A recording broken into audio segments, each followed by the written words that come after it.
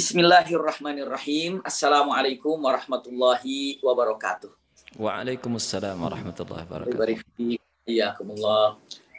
Alhamdulillahirabbil alamin. Allahumma shalli ala sayidina Muhammad wa ala ali sayidina Muhammad. Allahumma ahyina bil iman wa amitna bil iman wa akhrijna min hadhihi dunya ma'al iman. Amin ya rabbal alamin. Ustaz Abu Rabbani yang kami hormati dan kami muliakan, juga Mas Ari yang kami hormati, kami banggakan, juga seluruh Masya Allah yang hadir di acara yang sangat indah ini. Semoga seperti ini Allah kumpulkan kita di dunia, seperti ini juga kelak Allah kumpulkan kita di surganya. Amin ya Rabbal ya. Hari ini dengan singkat, waktu kita insya Allah 30 menit untuk mengetahui istinbat ataupun apa yang ada dalam juz ke-10 ini. Iya, terutama kalau kita lihat ini dimulai suratul Anfal ayat 41 dan akhirnya di juz 10 ini adalah surah At-Taubah ayat 93 ya. Bismillah ya. Usikum wa iyaya nafsi bitaqwallah. Mari kita lihat dan mari kita simak sama-sama apa sih inti yang ada dalam juz 10 ini ya. Pastinya kita cari ataupun kita buka satu-satu dengan mengatakan di antara yang ada di juz 10 ini, punten kayaknya ngepris ya. Suara saya bisa ditangkap? Enggak ya? Benar, aman. Aman ya? Iya. Nah, jadi sinyalnya di saya nggak kayaknya ngelihat gambarnya kurang bagus ya. Saya lanjutkan. Bismillah ya. Yang pertama yang harus kita ketahui, pastinya semua penting sekali. Sangat-sangat penting. Tidak ada yang tidak penting yang ada di dalam kenyataan surah yang akan kita lihat ini, khususnya di juz 10. Ya. Namun kita petik dari beberapa hal yang mungkin sangat atau cukup menggugah siapapun yang membacanya. Pertama, ya, ahammiyatul akhdul asbab wa atharu dzalika fin nafs. Iya, atau ala nafsar. Artinya adalah di juz 10 ini ingin Allah sampaikan betapa pentingnya yang namanya asbab. Asbab itu usaha.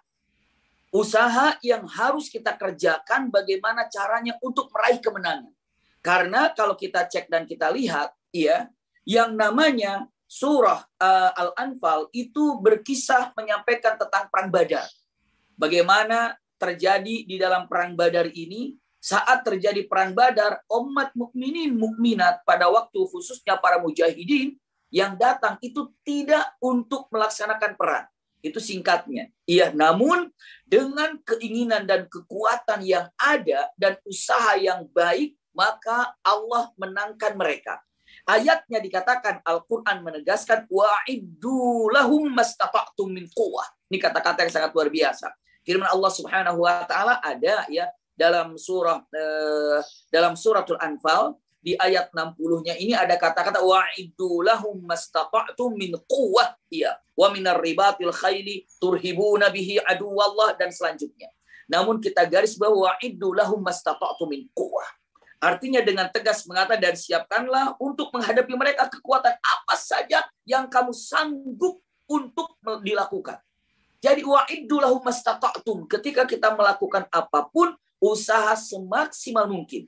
Jika kita bisa usaha semaksimal mungkin untuk melakukan sesuatu, maka apa yang ada, ini ada di awal-awalnya, inti karena para ulama banyak mengambil daripada surah Al-Anfal ini yang ada di ayat 10-nya. Iya.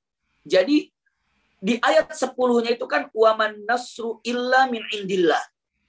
Pertolongan itu hanya datang dari Allah. Iya. Namun tetap Anda harus persiapkan segala-galanya. Seperti halnya sekarang ini, Masya Allah kita ingin meraih Lailatul Qadar. Ingin meraih kemuliaan Ramadan. Dari berbagai macam keindahan-keindahan Ramadan. Bagaimana kalau kita tidak mengambilnya dengan serius? Kenapa harus datang di sini? Iya. Lalu hadir untuk mengaji. Lalu untuk tadarus seperti ini.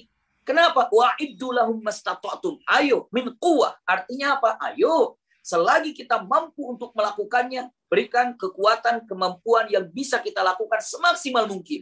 Kalau dalam perang Badar, Allah tolong sehingga mendapatkan kemenangan. Kalau di dalam masalah Ramadan ini, kita kemampuan apa yang bisa kita lakukan. Apa yang akan didapatkannya? Yang akan didapatkannya insya Allah adalah keridhaan Allah selesai bulan Ramadan. Wa man nasru illa min indillah. Kita semua dapat keagungan di bulan Ramadan ini, terutama Lailatul Qadar.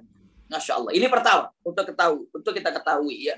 Hikmah yang ada dalam juz 10 ini, ingat bahwa sesungguhnya Allah melihat kemauan, kekuatan yang ingin kita sampaikan. Ini pertama. Keduanya, untuk diketahui sumber kekuatan sebenarnya yang ingin digambarkan untuk kita dari Allah Subhanahu wa taala, sumber kekuatan ini ternyata bukan di jumlah. Iya. Kita punya kekuatan apa? Kekuatan yang sebenarnya ada dalam kesabaran. Ingat. Jadi ini poin keduanya. Lihat firman Allah Subhanahu wa taala. Masya Allah ya, dengan mengatakan ya ayyuhan nabi harridil mu'minina 'alal qital. Iyyakum minkum isruna sabiruna yaghlibuna mi'atain wa iyyakum minkum mi'atun yaghlibu alfam minal ladzina kafaru bi annahum qaumun la yafqahun. Lihat, kalau seandainya teman-teman semuanya melihat, hai Nabi, kabarkanlah semangat para mukminin untuk berperang. Jika ada 20 orang yang sabar di antaramu, niscaya mereka akan dapat mengalahkan 200 orang musuh. Ya, dan jika ada 100 orang yang bersabar di antaramu, niscaya mereka akan dapat mengalahkan 1000 ya daripada orang kafir. Maknanya adalah dengan mengatakan kata-katanya apa tadi? Dengan kalimatnya yang sangat indah, sabiruna. Sabiruna itu orang-orang bersabar. Jadi ingat, kekuatan yang sesungguhnya adalah kesabaran. Bagaimana, Masya Allah, kita semuanya bisa melaksanakan tadarus seperti ini, ngaji seperti ini, kalau tidak ada sabar. Kalau nggak sabar, pengen cepat-cepat selesai. Kalau nggak sabar, pengen cepat-cepat tuntas. Kenapa? Karena tidak ada kesabaran. Jadi Allah ingin menegaskan di dalam juz 10 ini juga dengan mengatakan kekuatan yang sebenarnya yang Anda miliki adalah dalam kesabaran. Ini ayatnya, baik dalam surat Al-Anfal, ayat 65, atau 65, 66 ini menceritakan tentang kekuatan sesungguhnya, yakni adalah kesabaran. Ya. Selanjutnya ingin dikatakan bahwa kalau kita lihat juga pentingnya sebuah keagungan tentang taat kepada Allah dan ukhuwah. Iya, ketaatan kepada Allah dan ukhuwah ini saya satukan untuk mempercepat mengambil istinbat kekuatan yang ada dalam juz 10 ini. Ya. Betapa pentingnya yang namanya ketaatan kepada Allah dan ukhuwah. Ukhuwah yang ada. Usikum wa iyaya nafsi bitaqwallah. Simak kalimat ini baik-baik dalam firman Allah Subhanahu wa taala. Iya. Ini ada dalam ayat 46. Kalimat yang sangat indah digambarkannya wa atiullaha wa rasulahu. Ini ada wala tanaza'u fatafshalu wa tadhhabari hukum. Ini kata-katanya. Ya, wasbiru innallaha ma'as sabirin. Jadi ada kata-kata wa atiullaha wa rasulahu. Taatlah kepada Allah dan Rasulnya. Kenapa? Karena ini adalah sebenarnya akan mengakibatkan ketika kita taat kepada Allah dan Rasulnya, seluruhnya taat kepada Allah dan Rasulnya. Apa efeknya? Siapapun yang mentaati Allah dan Rasulnya, maka akan bersatu untuk sama-sama saling mencintai. Minyak dan minyak hanya bersatu dengan minyak. Air hanya bersatu dengan air. Antara air dan minyak disatukan dalam satu tempat, minyak tetap minyak, air tetap air. Yang mencintai Allah dan Rasulnya, walaupun bersatu di negeri ini, di NKRI ini, tapi orang yang mencintai Allah dan Rasulnya akan saling mencintai ruh mujannada. Tapi bagi yang tidak mencintai Allah dan Rasulnya, mereka punya kelompok tersendiri. Mereka adalah punten tanpa harus dipisah-pisahkan. Tapi apa? Tapi akan yang namanya terpisah sendiri. Ini kata-katanya. Ya. Dengan kalimatnya bahwa yang namanya hal seperti ini wajar. Saling mencintai karena Allah. Kenapa? Karena yang dicintainya juga Allah dan Rasulnya. Lihat dalam firman Allah Subhanahu wa taala di ayat 63 ya, dalam kalimatnya subhanallah punten dengan kalimat yang ada. Ini ada dalam surat ini. Ya punten, ya ada dalam surat 63, 62, 63. Tapi di ayat 63-nya wa allafa baina qulubihim. Lau anfaqta ma fil ardi jami'an ma allafta baina qulubihim walakinnallah allafa bainahum. Yang saling mencintai ataupun yang mencintai Allah dan Rasulnya dengan ketaatan kepada Allah dan Rasulnya, otomatis apa yang terjadi? Mereka saling mencintai karena Allah. Kenapa? Karena Allah yang mengikat cinta di antara mereka. Muhajirin dan Ansor disatukan. Disatukannya Muhajirin dan Ansor karena mereka saling mencintai karena Allah dan karena Rasul.